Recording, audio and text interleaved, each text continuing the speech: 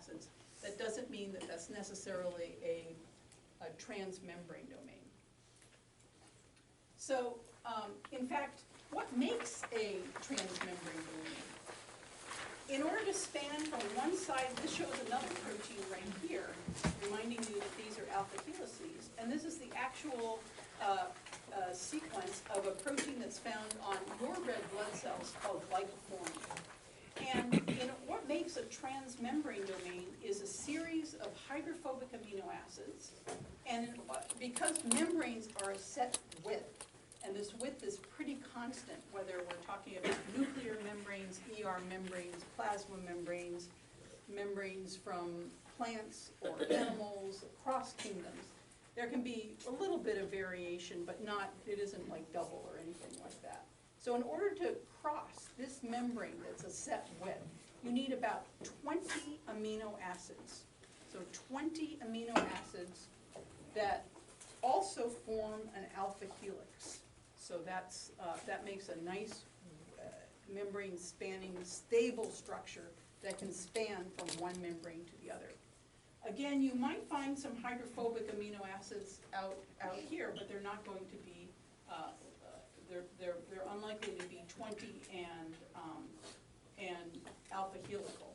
So that really, since we know the genome structure for the human genome, as well as many other genomes, we can look at that DNA structure and then look at what the amino acid sequence is and predict whether these are possible transmembrane domains. What you would look for is a series of amino acids that are about 20 in length and form a alpha helix. So you need to be, and the alpha helix predictions can be done with set computer programs these days. So a powerful tool. Any questions so far? Yeah? So the 20 amino acids, they have to be like primarily hydrophobic, right? Correct. 20 hydrophobic amino acids. That's right. And you all know what the possibilities are for hydrophobic amino acids. That's correct. Other questions? So 20 alpha helical. You all know the hydrophobic amino acids. We don't, you can't predict. You need to plug it into a program to figure out if it's alpha helical, but you know you can identify the 20 amino acids. So a powerful tool that we have to figure out are those 20 hydrophobic enough is something called a hydropathy plot. How many people have played with a hydropathy plot before? Nobody. Yeah, I didn't think anybody had. I never had, and I've never had anybody who raises their hand at this point. So let me explain then what a hydropathy plot is. And this is the protein glycophorin right here. This is shown in schematic what glycophorin looks like. It spans the membrane a single time, and this is the amino terminus, and that's the C terminus if you were to stretch out the protein. And what the hydropathy plot does is it takes, every amino acid has a certain number that indicates how hydrophobic it is. So a big, bulky, hydrophobic amino acid like tryptophan has a very high hydrophobic number, and something that's small, that's say, charged, has a very low hydropathy number. And then what you do in a hydropathy plot is you could plot every single amino acid, but then there'd be all this noise. And so usually what you do is you take a window of amino acids and roll it along to make this plot. So let me explain how that's done. This might be a window of, say, 10 amino acids. And so you take the first 10 amino acids, 1, which is probably a methionine, and 10, and take the average of those, add up all the hydrophobic indices for those 10 amino acids, make the average, divide by 10, and that's a dot on, that's the first dot. So this was, in this hydrophobic index, 0 is neutral, and the greater the number, the above 0, the more hydrophobic it is, and the more negative the number, below 0, the more hydrophilic it is, or the less hydrophobic. So if we do that for glycophorine 1 through 10, you get a dot, and it looks like it's a little bit hydrophilic. Then you move over, so it's a rolling window. We looked at 1 through 10. Then you look at 2 through 11, and do that average and make another plot. 3 through 12, etc. So you make this plot, and you can see that this average, that this portion of the protein is relatively hydrophilic. All of this rolling average shows numbers that are below 0. But when you get to this point, about 50, you can see that it starts to be hydrophobic as you look at 50 through 60, 51 through 61, 52 through 62, etc. You can see that it's hydrophobic, getting a little bit less, and then it becomes hydrophilic again. And I said that the transmembrane domain needs to be about 20 amino acids. And if you look at this hydrophobic plot, you can see that between 50 and say maybe that's 80 or 70, right here, we have a potential transmembrane domain. We have 20 amino acids that are hydrophobic in character. And then you would run that through a program predicting to see is that a alpha helix or how might it associate in the membrane to be more confident in your hypothesis that this was a hydrophobic domain. So we can do a transmembrane domain.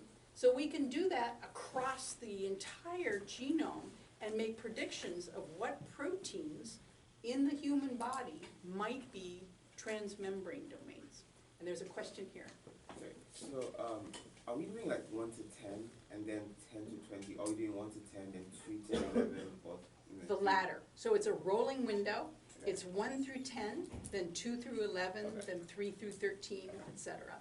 And the reason that you do that instead of 1 through 10, etc., is you get a sort of an average and a real you throw out the noise. It gets rid of noise of a very hydrophobic amino acid suddenly jammed there in the middle of something that might not be a transmembrane domain.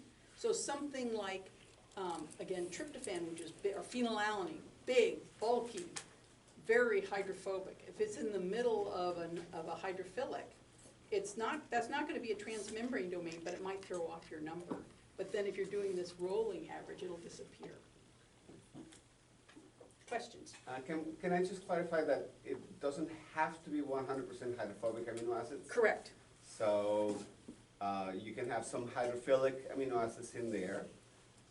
What you rarely see, if ever, is a charged amino acid. So for our purpose, exam purpose, the rule will be anything that is not charged amino acid, if you're looking by eye. Yeah.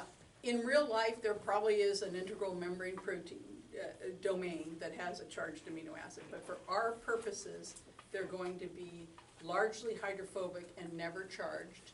They're going to be 20 amino acids of that character in a row, just to make things simple.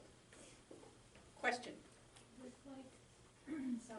With like a G protein coupled receptor where it's like, Yeah, 7 times, 7 transmembrane domains.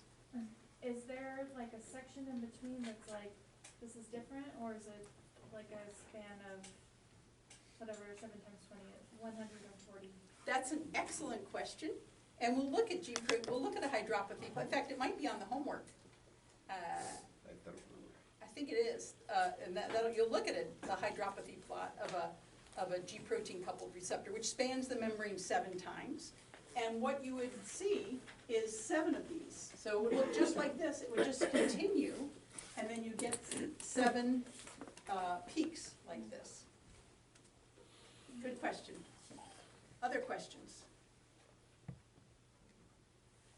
So you might also get, the other thing about these hydropathy plots is that, so we said that transmembrane domain needs to be at least 20 amino acids long and has hydrophobic and maybe some hydrophilics in there, amino acids, but not charged amino acids for the purposes of our course. Again, there are exceptions, but this is generally true, and that's why we're making this convention for the course.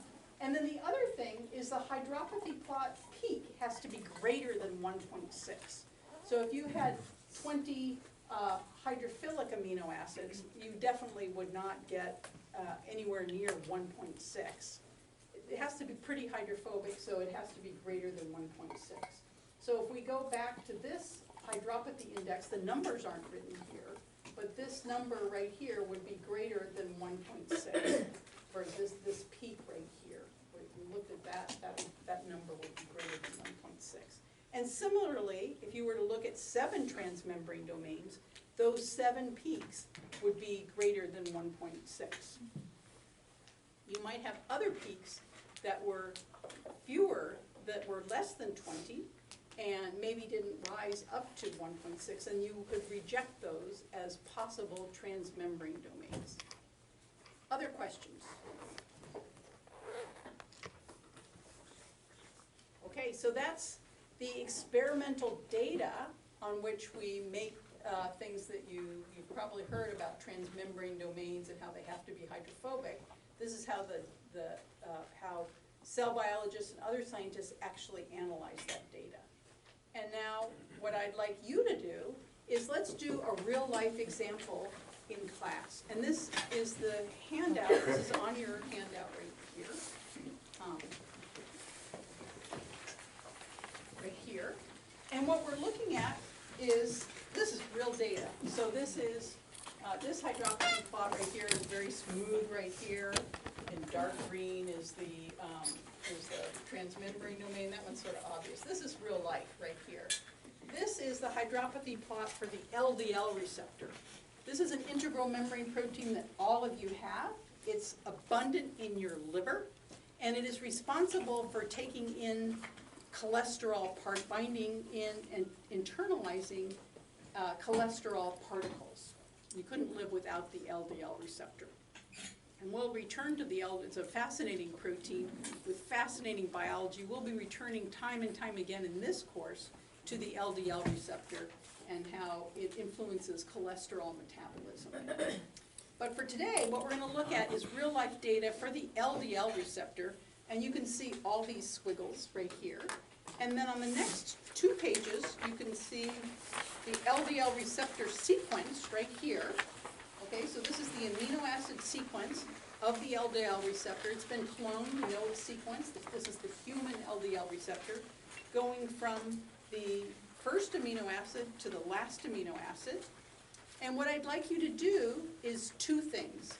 I'd like you to form teams of 3, and then in your team of 3, work together to do 2 things. One is, I want you to use this data to identify all of the transmembrane domains in the LDL receptor, so how many transmembrane domains there are, and then I'd like you to underline those amino acid sequences for the transmembrane domains that you've identified in this sequence, in the amino acid sequence.